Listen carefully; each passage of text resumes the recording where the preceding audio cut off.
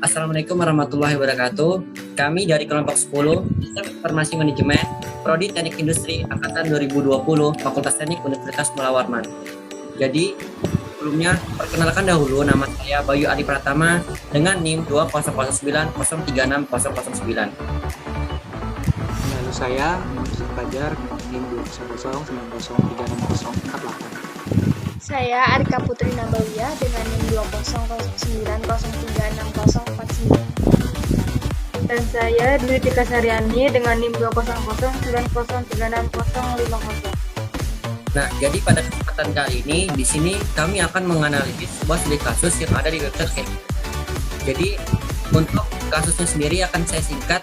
Jadi untuk kasusnya itu mengenai penggunaan teknik rekomendasi item reksis utama yang bertujuan untuk teknik merekomendasikan item yang relevan untuk pengguna berdasarkan preferensi mereka. Nah, preferensi dan referensi ini yang digunakan bersifat subjektif dan umumnya itu disimpulkan oleh item yang telah dikonsumsi pengguna sebelumnya.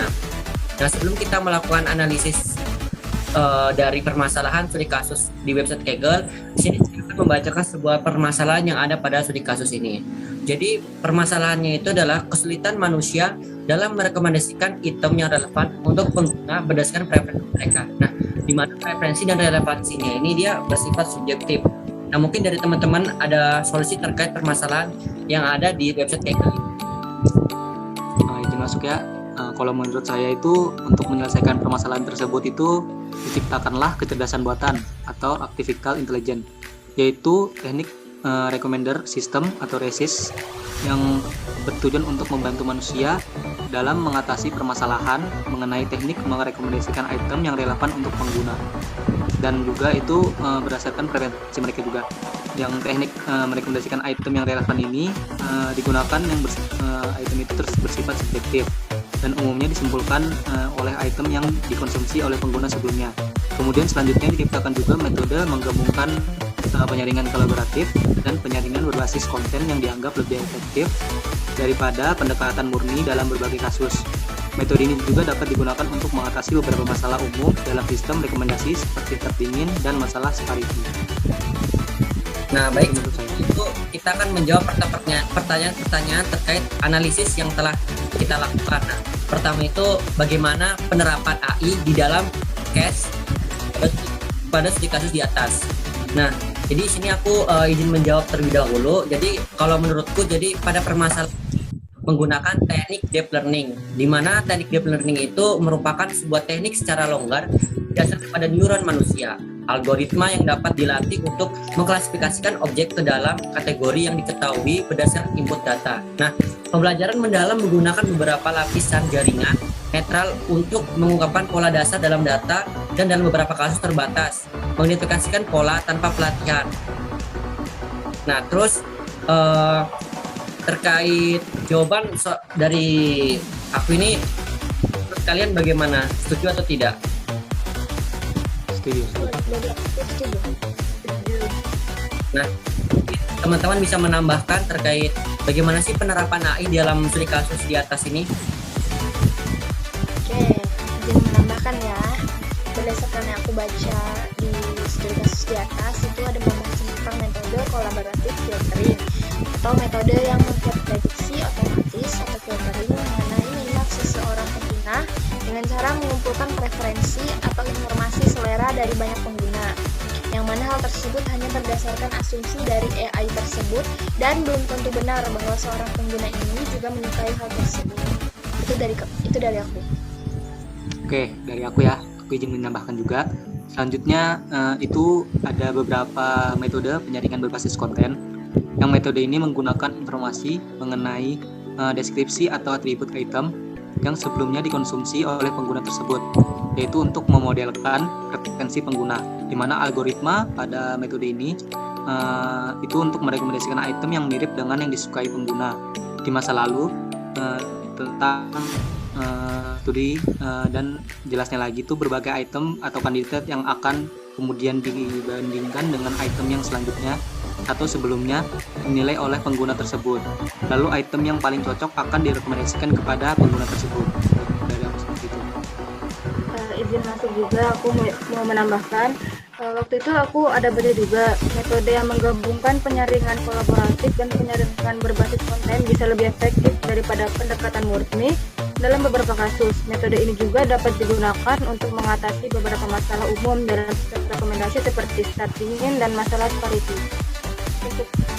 Nah, mungkin itu terkait jawaban-jawaban penerapan AI dalam studi kasus. Nah, selanjutnya itu kita akan melakukan identifikasi data tersebut termasuk big data atau bukan. Nah, jadi menurut pendapat kalian ini gimana terkait hasil di atas? Mungkin bisa dijelaskan. Kalau izin masuk ya, kalau menurutku berdasarkan kasus yang ada di atas itu termasuk dia itu big data karena kumpulan data yang sangat besar, kompleks dan terus bertambah setiap waktu. Data ini dihasilkan dari aktivitas internet yang makin rutin dilakukan baik untuk tujuan pribadi maupun bisnis. Mungkin ada tambahan dari teman-teman yang lain? Yes, aku izin menambahkan sedikit. Jadi sebagai contoh juga awalnya informasi penting itu dia tuh dapat berupa data, nama, alamat, dan nomor telepon. Mungkin itu tambahan sedikit dari aku. Oke, aku izin masuk ya kalau berdasarkan penjelasan kalian tadi. Jadi data yang kita miliki itu kan makin banyak, makin beragam gitu. Kayak contohnya tuh postingan di media sosial, terus riwayat belanja kita di marketplace, terus hingga pencarian di Google yang menunjukkan ketertarikan kita tentang suatu topik. Itu kalau dari aku. Selanjutnya dari apa ya? Kalau dari aku, menurut identifikasi yang telah kalian sebutkan tadi, maka dapat disimpulkan bahwa data pada permasalahan studi kasus di atas itu termasuk big data. Karena pada permasalahan studi kasus di atas itu memiliki berbagai kumpulan data yang sangat banyak. Itu dari aku. Nah, oke, kita langsung aja ke pertanyaan terakhir, yaitu ada berapa atribut yang bisa didefinisikan dari analisis sebelumnya. Mungkin teman-teman ini bisa melanjutkan jawaban dari diskusi kita. Oh ya, selanjutnya aku ingin masuk ya. Kalau menurutku dari dalam studi kasus di atas itu terdapat atribut gabungan yang merupakan atribut yang terdiri dari beberapa atribut yang lebih kecil dengan arti tertentu. Yang dimana pada permasalahan data atribut tersebut ialah teknik rekomendasi sistem TESIS yang terdiri dari 3 metode, yaitu metode kolaboratif filtering, yang kedua itu ada metode penyaringan berbasis konten, dan metode yang ketiga itu metode hibrida.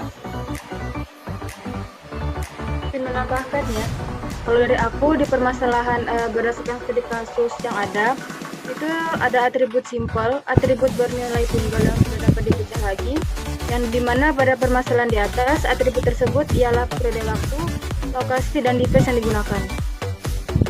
Di sini aku juga izin nambahkan, jadi untuk atributnya itu juga ada atribut kunci atau key. Itu dalam permasalahan itu atributnya itu digunakan untuk menentukan entitas secara unik, yang dimana nantinya permasalahan tersebut itu atributnya kayak eventive, content ID, terus ada user agent dan lain-lain. Aku izin menambahkan lagi juga, kalau menurutku di studi kasus di atas itu ada atribut derivatif juga, yaitu atribut yang dihasilkan dari atribut lain dan tidak wajib ditulis dalam diagram R, yang dimana pada permasalahan di atas atribut tersebut ialah view, like, comment related, dan follow.